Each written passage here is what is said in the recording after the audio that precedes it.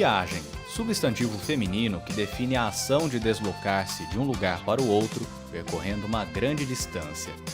Seja a trabalho ou a lazer, de carro, navio, avião ou até mesmo a pé, difícil é encontrar quem nunca tenha voltado diferente da forma como começou uma viagem, não é mesmo? Milhares de pessoas em todo o mundo se dedicam a uma vida profissional que tem o objetivo de divulgar as belezas naturais e os patrimônios culturais dos 7 continentes. Eles são os jornalistas de turismo ou de viagem. Muito além de tirar belas fotografias ou de escrever textos ricamente detalhados, os jornalistas especializados em turismo situam os seus espectadores dentro de uma realidade de mundo diferente. Um trabalho que ultrapassa a simples apreciação e a divulgação, tão comuns com o avanço da tecnologia e a criação das redes sociais. Utilizando-se dos mais diferentes meios de comunicação, os jornalistas de turismo têm o desafio de mostrar diferentes locais do mundo e inserir os seus espectadores dentro de diferentes compreensões sociais. A Isabela, por exemplo, está nessa jornada há 2 anos, desde que se formou em jornalismo na Unesp. Assim, eu sempre soube que eu queria trabalhar com jornalismo, eu amava essa parte de escrever, de conhecer, mas eu não sabia exatamente aonde eu ia trabalhar, com o quê, qual o produto, qual o material. E aí eu descobri jornalismo de viagem, e assim, pra mim foi revolucionário, porque eu não me interessava muito por política, economia, nada disso.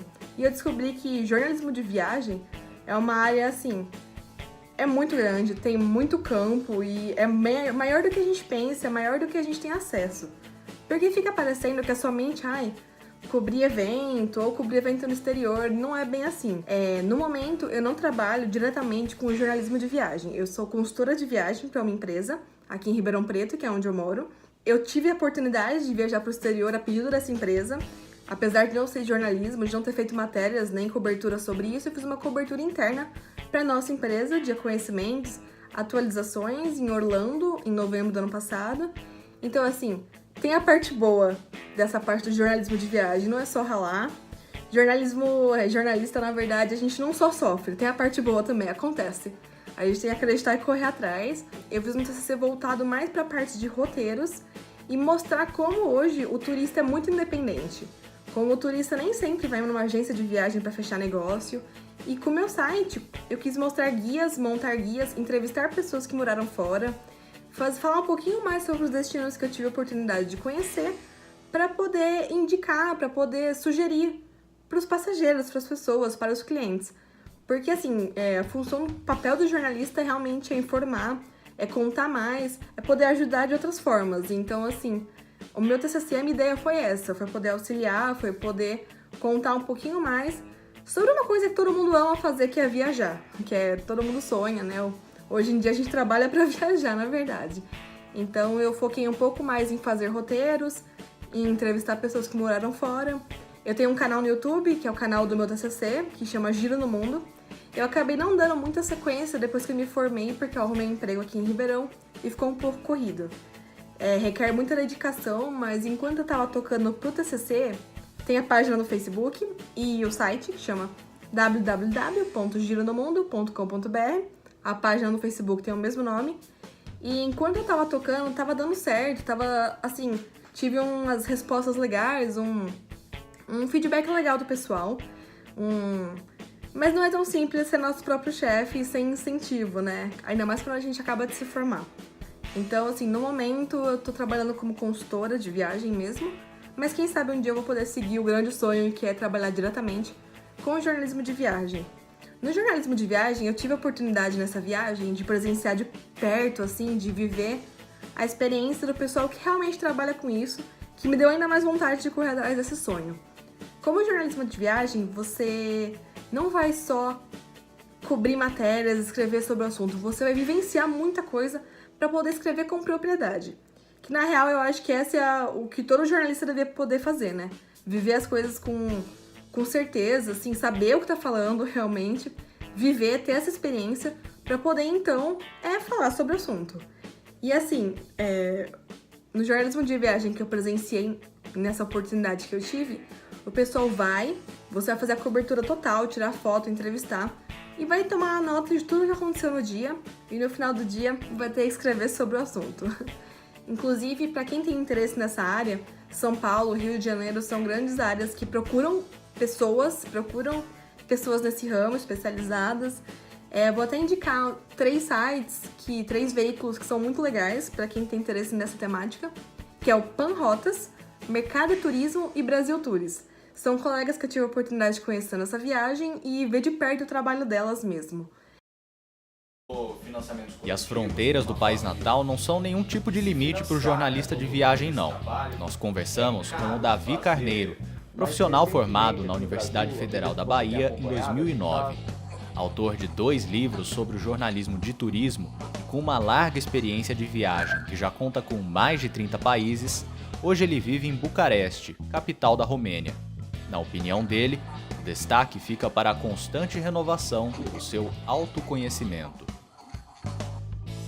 Olá pessoal, 10.600 quilômetros separam Bauru, onde nós estamos, e Bucareste, na Romênia, de onde fala o nosso entrevistado na ponta da linha. Hoje a gente conversa com o Davi Carneiro, jornalista formado pela Universidade Federal da Bahia, tem Master em jornalismo pela Universidade Autônoma de Barcelona, na Espanha, e hoje fala lá da Romênia para contar um pouco mais da experiência dele com o jornalismo de turismo, né? Vivendo tão longe, com certeza deve ter uma grande experiência para contar para a gente. Davi, bom dia para você, obrigado pela disponibilidade de conversar com a gente aqui, abrir as portas com os estudantes da Unesp. Bom dia.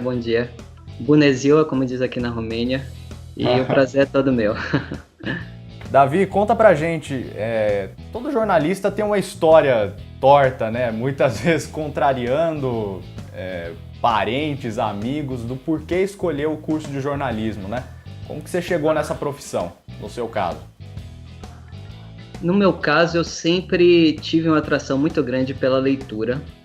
Primeiro, antes de ser um bom jornalista, eu era um bom leitor. Lia muito desde criança, sempre tive essa atração. E a escolha pelo curso de jornalismo foi meio que veio dessa minha paixão pelos livros, pela escrita, e daí veio a opção pelo jornalismo. Entendi. E, por exemplo, você tem uma pegada muito literária. Essa sempre foi um gosto desde a infância, assim? Acho que sim, Kevin, porque, como eu te disse, sempre gostei muito de literatura, sempre fui um bom leitor. Então, daí veio essa minha queda e essa minha tendência pelo jornalismo literário, que tem muito a ver também com jornalismo de viagens, já que a parte do jornalismo de viagens da qual eu estudo mais e que faz parte da minha atuação acadêmica e mais profissional tem a ver também com jornalismo literário de viagens, ou seja, escrever mais sobre experiências e escrever de uma maneira mais criativa, mas falar de viagens reais, de experiências reais. Uhum. E esse foco na área de viagens também sempre foi assim, ou por exemplo, desde o começo do curso, tem vários casos, né? O pessoal que sonha em ser correspondente internacional. O que é que te levou para a área de turismo mesmo? Então, em 2007, eu tive a possibilidade de participar de um intercâmbio.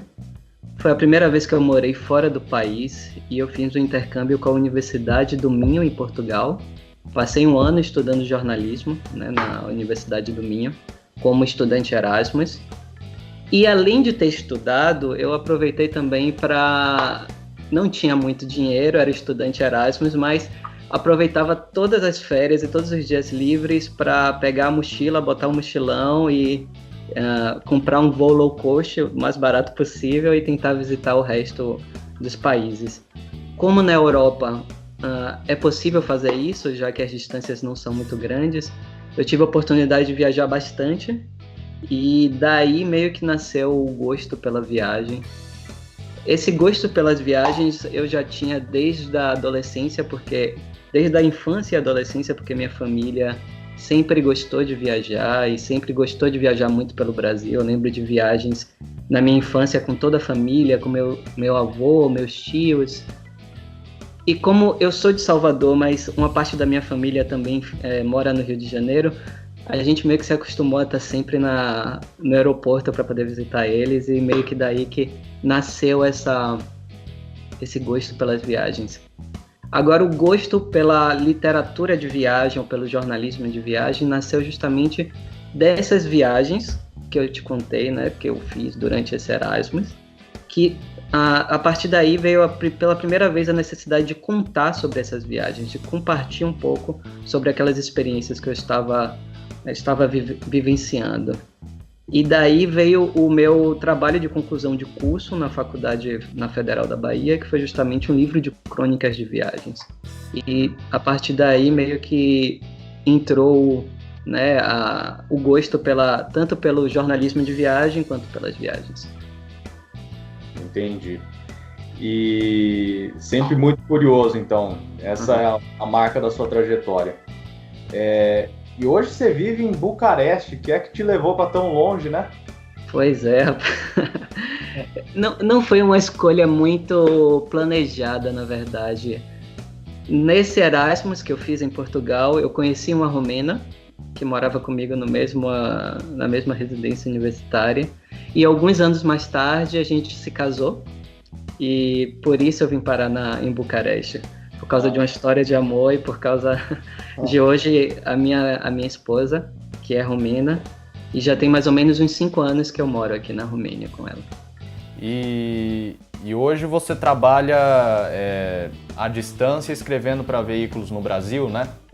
Exatamente, não só no Brasil, mas também como eu fiz um master na Espanha, né, esse master na Universidade Autônoma de Barcelona, eu também já colaborei mais, mas continuo colaborando também com alguns veículos espanhóis, mas também sempre, além das colaborações freelancers, eu sempre mantive esse desejo de ter projetos pessoais e trabalhar em projetos pessoais ligados não só com o jornalismo, mas também com a literatura, com o autoconhecimento, que também é uma das minhas paixões.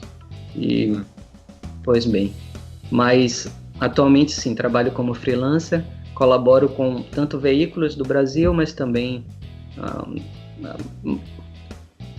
em Portugal, mas mais na Espanha.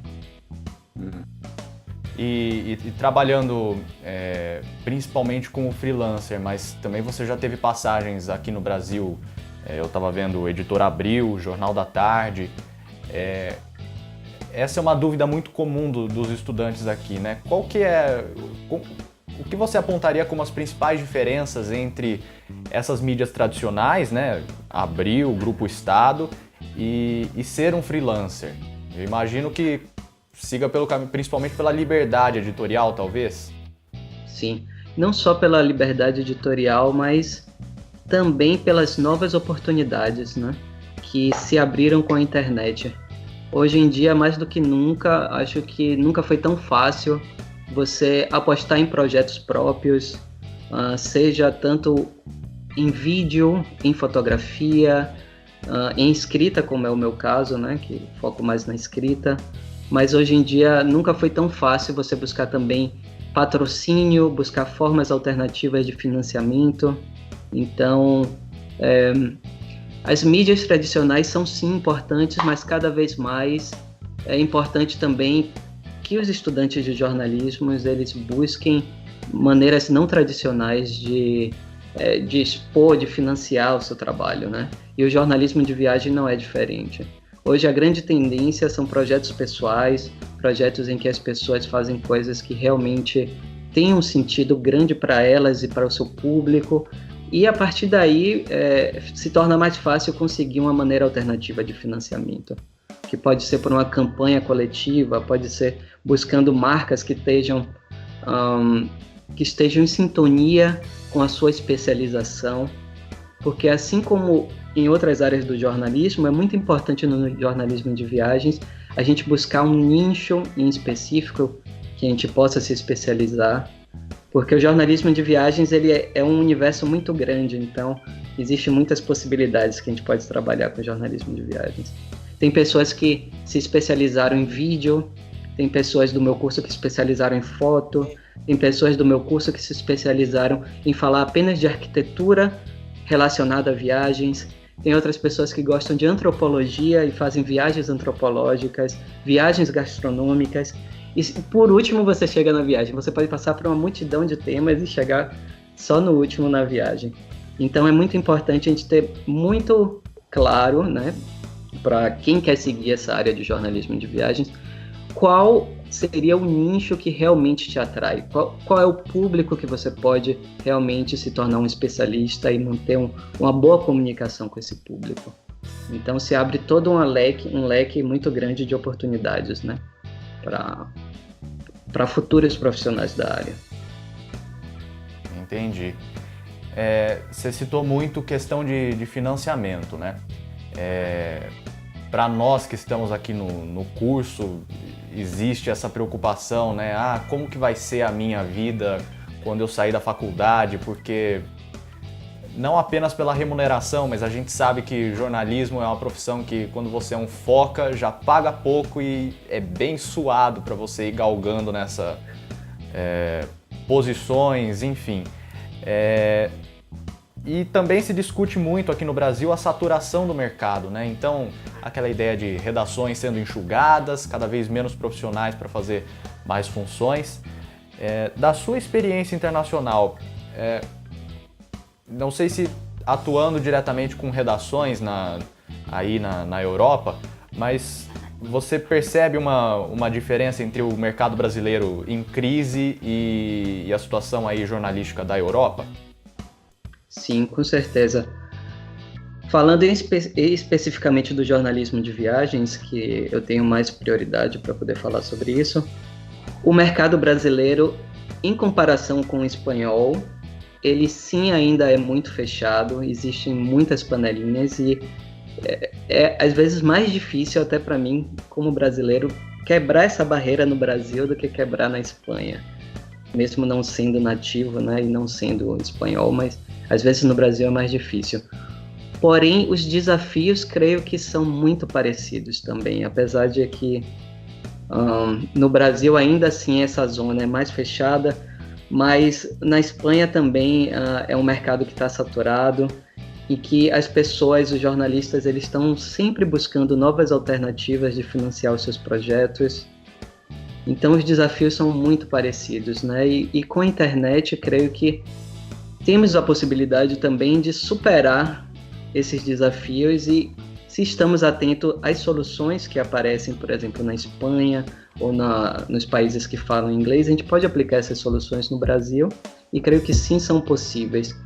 Soluções essas que muitas vezes passam por financiamento coletivo, pela formação de coletivos de jornalistas que tenham o mesmo interesse e que possam se ajudar. Soluções que passam também por buscar, né, parcerias mais independentes com empresas, sem ter um intermediário. Então, acho que sim, é possível no Brasil a gente ultrapassar essas dificuldades. Por exemplo, o mercado de revista no Brasil, a gente sabe que é um mercado que está em queda, que muitos títulos estão fechando, demissão em massa, mas ao mesmo tempo a gente tem um exemplo que eu gosto muito, que é da editora MOL, que eu gosto sempre que buscou uma forma de um negócio alternativo, um modelo de negócio alternativo, em que eles conseguem vender as revistas, mas conseguem também não ter tanto custo com a distribuição. Então eles conseguiram de maneira criativa buscar uma forma mais sustentável, mais direta, mais coletiva de se fazer isso e tem dado certo. Então acho que as dificuldades vêm exatamente para que possamos pensar em soluções criativas e mais coletivas também, né? Pensando mais em incluir mais profissionais e ter um trabalho mais independente. Então, apesar de que o panorama é bastante negativo no jornalismo, eu acho que coisas boas virão, entendeu? Eu tento me manter positivo na nossa área. Davi, você falou dessas novas possibilidades, né? Hoje você se dedica exclusivamente aos freelas, como eu posso dizer? Você trabalha com redações mesmo? Como é que é essa vivência profissional aí em Bucareste? Pois bem, aqui em Bucareste meio que eu tento trabalhar de maneira independente e também um pouco como um correspondente internacional, né? Já que aqui eu tenho uma facilidade de viajar de maneira mais barata e mais rápida, eu consigo chegar a muitos pontos, muitas vezes gastando muito pouco e conseguindo fazer uma viagem de maneira muito mais barata do que se eu estivesse no Brasil. Atualmente, além do trabalho freelance, eu também tenho outras atividades, tenho outros projetos. Sou também professor de português, tenho alguns alunos de português. Então, meio que a gente vai dando um jeito, né? A gente vai juntando as atividades para que a gente possa também ter mais tempo para investir, no meu caso, que é o mais importante, nos meus projetos pessoais, né? Que tem a ver tanto com jornalismo de viagens, mas também com a literatura, como eu te disse. Então, meio que essas são as minhas atividades aqui. Porém, o principal vem do jornalismo de viagem e do jornalismo, não só do jornalismo de viagem, mas do jornalismo como uma espécie de correspondente internacional. No meio de toda essa rotina atribulada, o que é mais desafiador para você? Acho que o mais desafiador é realmente conseguir primeiro furar essa barreira pelo fato de estar longe. Às vezes é mais difícil manter os contatos, fazer novos contatos, e a vida de um profissional independente você tem que ter muita disciplina também, porque meio que você é o seu chefe, você é o editor, você é o cara que procura as pautas, você é o produtor, e você tem que jogar em todas as áreas. Então um grande desafio seria manter o tempo e organizar o tempo de maneira eficiente. E um outro desafio para mim também é essa coisa dos contatos com o Brasil, já que estou assim distante e às vezes é difícil conseguir entrar em contato com a pessoa certa na hora certa e conseguir mais contatos. Porém, até com a internet a gente vai conseguindo, meio que com a ajuda dos amigos também que estão no Brasil, eu vou conseguindo dar um jeito nisso. E novamente, retornando àquela questão de financiamento, né? Eu acho que é uma curiosidade muito comum. Você citou financiamentos coletivos como uma forma de se financiar, né, todo esse trabalho. É caro fazer esses deslocamentos, passagem aérea, hospedagem, de repente, né? É caro ser um jornalista de viagem, por exemplo. Você atua na escrita. Quais equipamentos você utiliza? Para ter uma noção dessa ideia de custo, né? Para se manter como um jornalista de viagens. Como é que é isso? Pode sim ser caro, porém depende muito de que nicho você está voltado. Por exemplo, as minhas viagens e o meu público é um público mais interessado em viagens independentes, viagens mais autênticas, em viagens mais baratas, né? Viagens como mochileiro, ou não apenas como mochileiro, mas sim pessoas que querem viajar mais e de forma mais barata. Então sim, claro que pode ser muito caro ser um jornalista de viagens, mas no meu caso, por exemplo, não é tão caro, porque eu sempre tento realizar viagens de maneira mais barata possível, muitas vezes sem muitos luxos, né? Ficando muitas vezes também, eu tento sempre ficar, se possível, na casa de pessoas locais. Tento evitar hotéis 5 estrelas, 4 estrelas, nem pensar. Ou seja, sempre tentando fazer me inserir de maneira mais autêntica naquele contexto, né? Tentando visitar os restaurantes que as pessoas daquele local realmente frequentam, pegando transporte público junto com eles. Então, pode sim ser caro se você quiser fazer um jornalismo de viagem de luxo, por exemplo, mas também pode ser uma coisa que não seja tão cara assim. Isso é um mito que eu tento combater no meu trabalho, de que viajar é uma coisa extremamente cara e impossível. A gente pode sim encontrar alternativas para transformar uma viagem numa experiência mais barata e mais acessível, e que e que esteja também, né, ao acesso da maioria das pessoas. O contato humanizado, né? Se a gente se voltar mais a conhecer as pessoas, as culturas e perder um pouco essa glamorização, né? Você tem essa impressão, né, de que existe as pessoas ficam impressionadas, né, com grandes experiências, acham que o jornalismo de viagem é só tirar foto, né? Uhum, exatamente. Existe essa glamorização, né, do jornalismo de viagens, muitos seminários, né, de jornalismo de viagens, muitos professores também, né, eles focam principalmente nesse lado glamouroso de viajar, né, seja pago para viajar ou viagens grátis, e aí você já se imagina num resort de luxo, né, no Caribe, ou não sei, tomando champanhe na França, coisas do gênero, mas a verdade é que a realidade do jornalismo de viagem, ele é tanto trabalho quanto qualquer outra editoria, né? É preciso desmistificar o jornalismo de viagens. Na verdade, muitas pessoas pensam que você vai estar em férias permanente, mas na realidade eu acho que a definição seria você estar trabalhando enquanto todo mundo que está à sua volta está de férias, entendeu? Então, realmente, é muito importante não só a parte da viagem, mas também o trabalho antes de se fazer uma matéria. Entra muito trabalho de pesquisa, muito trabalho de contato. Como no jornalismo o dinheiro sempre é pouco, a gente meio que precisa da minha experiência, eu preciso sempre maximizar sempre as viagens, ou seja, se eu faço uma viagem para um lugar, eu já preparo 2, 3, 4 pautas, já entro em contato com 2, 3, 4 contatos, para poder fazer não apenas uma reportagem.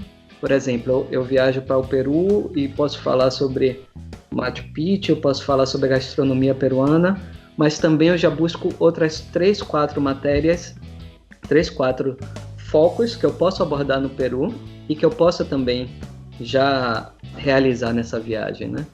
Então, essa ideia de que você vai sair de férias, vai escrever sobre a sua experiência e vai fazer uma boa matéria não é muito verdade. Você tem que realmente fazer muito trabalho de pesquisa, muito trabalho de contato.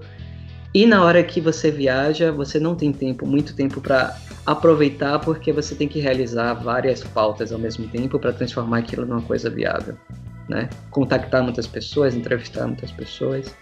Então, é correria também, não é essa ideia dos sonhos, né? De que vamos viajar de graça e vamos estar permanentemente em férias. Até porque existe uma diferença também entre, claro, né? A indústria do turismo, que é uma grande indústria, é uma das maiores indústrias mundiais, né? Eu até separei aqui alguns dados sobre a indústria do turismo, que somente no ano passado, em 2018, né, foi o segundo melhor resultado nos últimos 10 anos, atingindo uma marca de 1,4 bilhões de chegadas internacionais no mundo. Somente no Brasil gerou 6,9 milhões de empregos, né? 1 em cada 5 novos empregos gerados nos últimos 5 anos no mundo vem do turismo, tem a ver com turismo. Então essa é uma indústria extremamente potente, né? E que requer muito e que depende muito da comunicação. Porque quanto mais informados, quanto mais informação, mais e melhores viajantes teremos, né?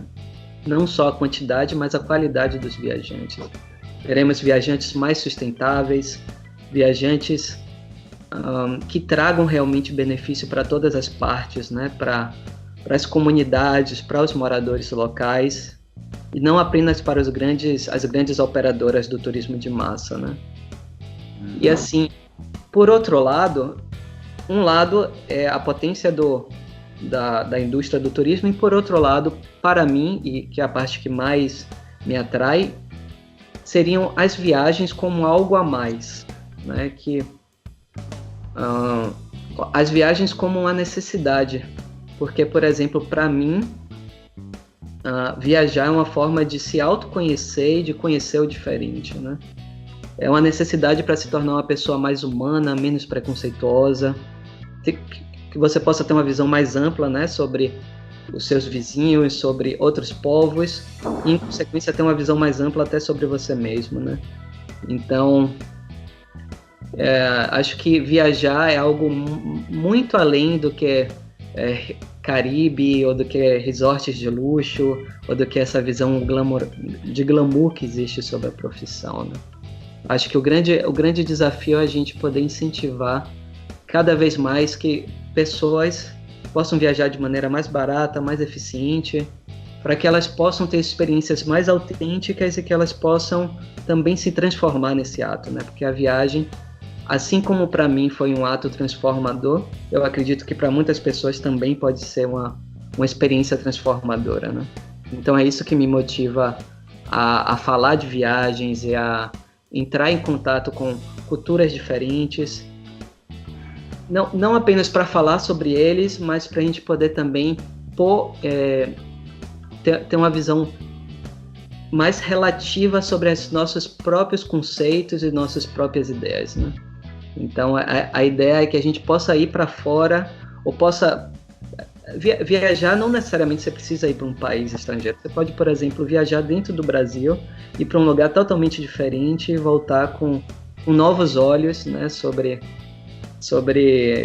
a sua realidade, sobre a sua cidade, sobre a sua casa. Então é uma maneira de sair um pouco da zona de conforto, colocar ideias em perspectiva. Esse é um pouco da importância da viagem, um pouco além da indústria, né, massiva e da grana que movimenta, da grande indústria que se tornou o turismo. Essa questão de autoconhecimento, né? Muitas vezes se tem vamos dizer, uma falácia, né? O povo europeu é mais fechado, enquanto o povo brasileiro é hospitaleiro, né? Você aí vivendo na Romênia, o que se apontaria de diferenças culturais entre Brasil e a Romênia, né? Cara, com a Romênia, realmente, ao mesmo tempo que existem muitas diferenças, mas no fundo somos muito parecidos.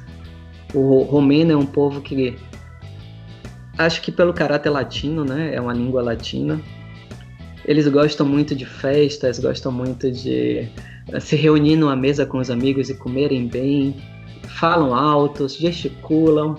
Então, o caráter é um povo também que tem muita criatividade, que, por exemplo, passa por muitas dificuldades, mas que sempre encontra uma maneira.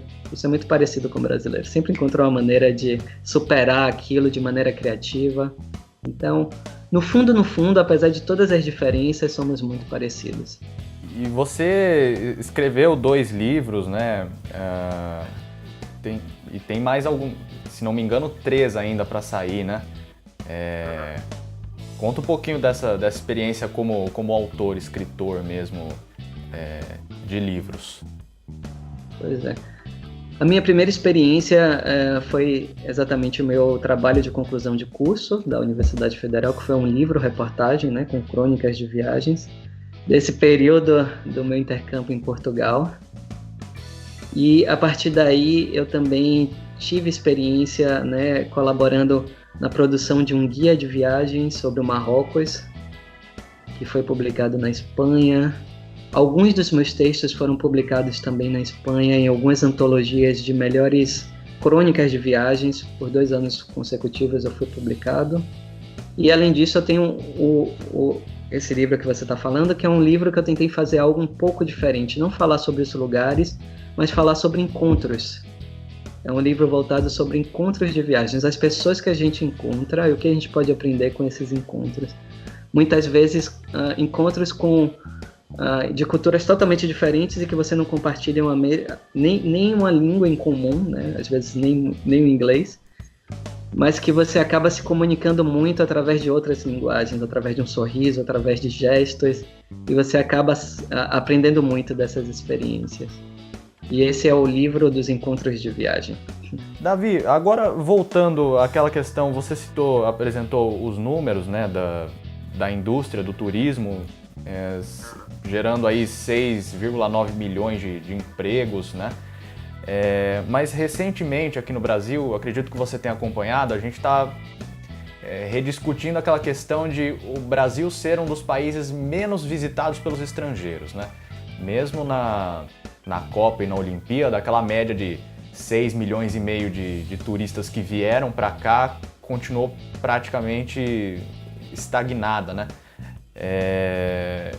E aí se discute isenção de visto, o fim daquela regra de reciprocidade.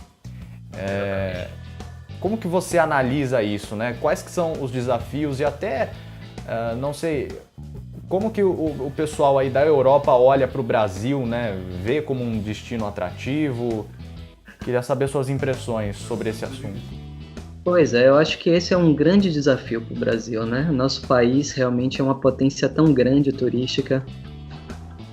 Eu já estive em 38 países e, sinceramente, não conheci nenhum país que chegasse perto das belezas naturais que temos no Brasil. Claro, existem países maravilhosos, né? Não desmerecendo os outros países, mas para mim o maior luxo é poder viajar no meu próprio país e conhecer lugares diferentes no meu país. E, sinceramente, temos um potencial muito grande. Porém, claro, esse é um grande desafio, né? Como atrair os turistas estrangeiros e como também apagar essa imagem negativa de um país violento, de um país perigoso, né? De um país muitas vezes sem estrutura, que sim, é realidade, mas que muitas vezes eu percebo que é um pouco exagerada. Existe muito preconceito também nessa ideia, não? De que se eu for no Rio de Janeiro, necessariamente vai me acontecer algo de ruim, enquanto que sabemos que a realidade é uma realidade perigosa, mas que muitas pessoas também têm experiências maravilhosas, né? E que conseguem visitar o Brasil e saem do Brasil maravilhados. Então, esse é um grande desafio que eu acho que é uma questão de educação do público de fora, né? De se mostrar não só o lado negativo, mas mostrar também o grande potencial de se fazer viagens autênticas no Brasil, de viagens em que você possa ter um contato direto com a cultura brasileira, com a gastronomia brasileira, que isso eu acho que a gente não fica devendo a nenhum país do mundo, realmente, né? E quanto à visão que na minha experiência, claro, a experiência de cada pessoa é diferente, mas sempre, não só na Europa, mas principalmente em outros países, como na África, na Ásia, as pessoas têm sim uma visão muito simpática dos brasileiros, as pessoas sempre te tratam bem, sempre tem essa coisa do futebol, ainda temos essa associação com o futebol. Mas, por exemplo, eu sempre cito essa experiência no Marrocos, que eu fui várias vezes, e sempre as pessoas me tratam muito bem quando eu digo que sou brasileiro. Falam sempre de Ronaldinho, de Kaká, e me convidam para casa deles, já querem que eu conheça a mãe dele, me leva para não sei aonde, tomar chá. Ou seja, eu acho que no geral temos sim uma imagem positiva. Nos últimos anos, as pessoas me perguntam muito o que está acontecendo no Brasil também, né? Porque eles têm acompanhado o noticiário, né, de protestos e eleições e, né, eleição do Bolsonaro, e as pessoas estão assim, nossa, o que está acontecendo no Brasil? Pelo fato do Bolsonaro ter sim uma imagem negativa aqui fora, as pessoas estão assim muito curiosas também, querendo saber o que eu acho sobre isso, ou qual é a minha impressão e tal.